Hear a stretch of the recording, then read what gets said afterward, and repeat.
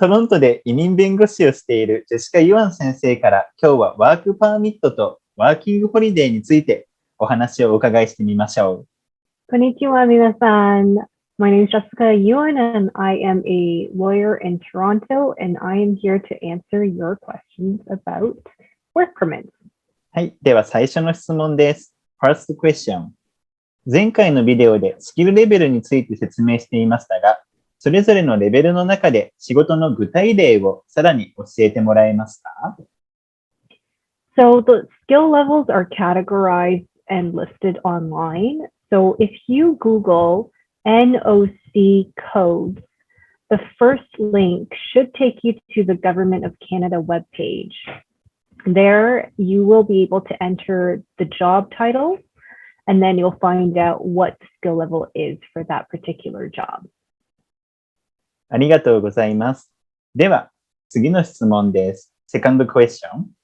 前回ビデオで永住権取得が目標であるなら仕事選びが非常に大切だと言っていましたが、ワーホリ勢にとってどんな仕事がおすすめですか？ It really depends on your background, but most people look for jobs that are skill level B. So these include jobs like administrative assistant, bookkeeper, engineering technicians, early childhood educators and assistants, and there's a lot more too. If you go online and search for it. But keep in mind that it's not necessarily enough to be working in this position or to have an employment verification letter or a job offer. Your education, your skills, and the duties that you perform must meet the occupational description in the NOC. So for example, if the position requires a bachelor's degree, but you only have a high school diploma, then even if you're capable of doing the work, you don't meet the essential requirements for the job. Another example is if the occupational description states that you have to do A, B, C duties, but you don't perform any of these at work, then again, you also don't meet the essential requirements for the job. はい、ありがとうございます。では、3番目の質問です。Third question。セカンドワーホリについて前回言及していましたが、セカンドワーホリとは何ですか？詳しく教えてください。Under the International Experience Canada program, it's also called IEC, there are three kinds of work and travel experiences that are available. There's working holiday, young professionals, and international co-op/internship. So the availability of each program depends on your country's citizenship. So working holidays, the most popular and the most widely offered, it was designed for those who don't have a job offer and want the flexibility of working for any employer anywhere in Canada. The next category is young professionals. This is for someone who has a job offer in Canada. It's a closed work permit. And if you have been following our videos, you'll remember from our previous video that closed work permit also means employer-specific work permit. So you have to stick to the employer named on your work permit, and you can't switch employers. Also, the job must be at a skill level B, A, or 0. The last category is international co-op internship.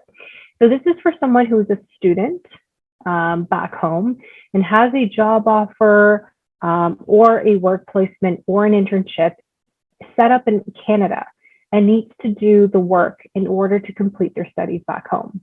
So again, this is also an employer-specific work permit. And the internship must directly relate to what you're studying. So depending on the country of citizenship, you may be eligible to apply to one or more of these three categories. Some countries allow you only to participate once. Others allow you to participate twice, but maybe in different categories. So for example, working holidays it's the only ISC category available for Japan.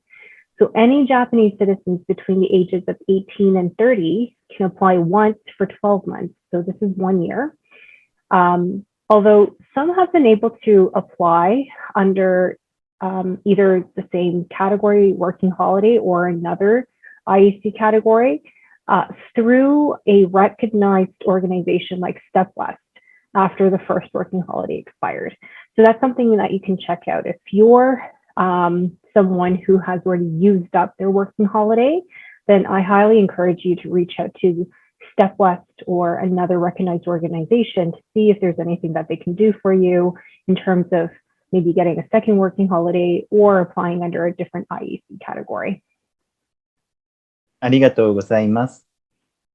ワーキングホリデーが終わった後に、特定の会社を使って申し込めるのがセカンドワーホリということですね。では、4番目の質問です。First question。ワーホリとセカンドワーホリを組み合わせたら永住権につながりますか？それは難しいですか？ Yes, it is absolutely possible. To qualify for PR as a skilled worker under the Canadian Experience class, the minimum work requirement is 1 year of full-time Canadian work experience in the last 3 years before you apply. Self-employment and work experience gained while you're a full-time student, like co-op, does not count. Also, the work has to be skill level B, A, or 0, which we've previously already talked about in more detail. In my opinion, if you're able to get 2 working holiday visas, you would be in a better position to find a job that would qualify you for PR after 2 years of work. But while we've been focusing over the last several weeks on work permits, there are other factors like English language ability, education, age that make up the total score and ultimately determines the likelihood of someone being able to immigrate as a skilled worker. So while work experience is very important, don't neglect the other factors as well. ありがとうございます。では、5番目の質問です。5 question。今、ワーホリを考えていて、将来の目標が永住権であるなら、日本にいるうちにどんな計画を立てたらよいでしょうか？ So 3 things come in mind. First, do research on the kinds of jobs you will apply to when you arrive in Canada that will be eligible for PR. So that's skill level B, A, or 0. You can even try applying to these jobs while in Japan. Second thing that comes in mind is work hard to improve your English while you're still in Japan, because many of the skilled work requires strong communication skills, both in writing and speaking. So if your English level is on more basic or on the low end, it will probably be a lot harder for you to find skilled work when you're here. Number 3 is take advantage of being in an English-speaking environment when you're here in Canada, and research classes, programs, or even social events that you may want to attend to further improve your English while you're here. Because just like work experience, English language ability is very important for immigration, because every applicant will need to take an English language test. So the higher your English test results are, the more points you can get. ありがとうございます。カナダで専門職に就くには英語力が大事なので、仕事のことを考えるのも大事だけど、英語力を伸ばすことも大事だということが分かりました。では、ジェシカ先生、今日もたくさんの質問に答えてくださりありがとうございます。次のビデオで質問してほしいことがあれば、コメント欄にぜひ質問をお願いします。このチャンネルが良かったと思われたら、ぜひいいねとチャンネル登録もよろしくお願いします。